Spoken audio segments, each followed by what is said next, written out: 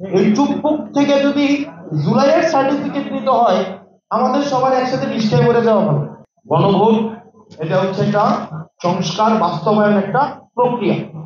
এখন যে বিষয়টা গুরুত্বপূর্ণ সেটা হচ্ছে অতি দ্রুত এটার অর্ডার জারি করতে হবে, আদেশ দিতে হবে, আদেশ। এবং এই আদেশ দিবে ডক্টর মোহাম্মদ ইউনূস। এখন অনেকে বলছে যে আদেশ নাকি চুপ্পুর হাত থেকে নিতে চায়, চুপ্পুর হাত থেকে নিতে চায়, আদেশ নিতে চায়।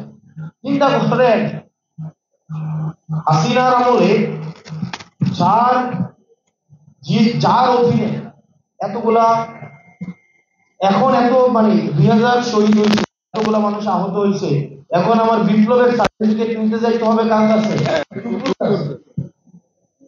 মানে আমি এখন ওইটা থেকে একটা তার চেয়ে বড় বড় মানে আমি একটা ছোট হাসিনার কাছ থেকে কি নিব? বিপ্লবের সার্টিফিকেট নেব। ব্যাপারটা ছোট নিলে ছোট হাসিনার কাছ থেকে নেব কেন? নিলে বড়টা থেকে নেব।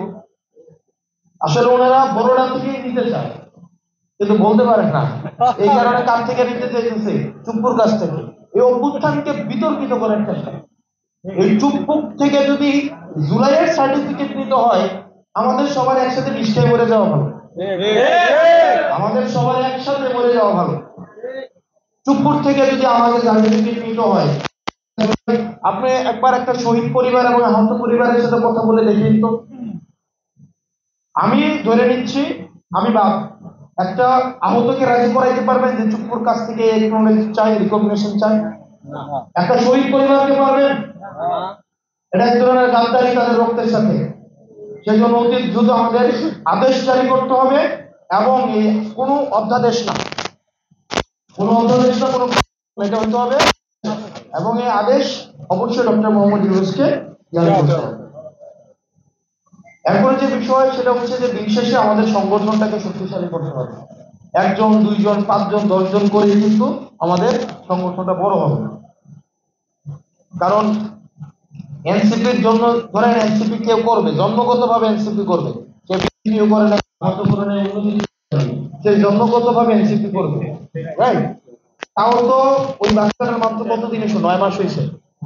আরো কিছুদিন যাক, 7 বছর, 8 বছর, 15 বছর, এরপরে না সে এনসিপিতে আসলে আমরা বলতে পারবো যে জন্ম থেকে এনসিপি, আর কোনো দল করে নাই।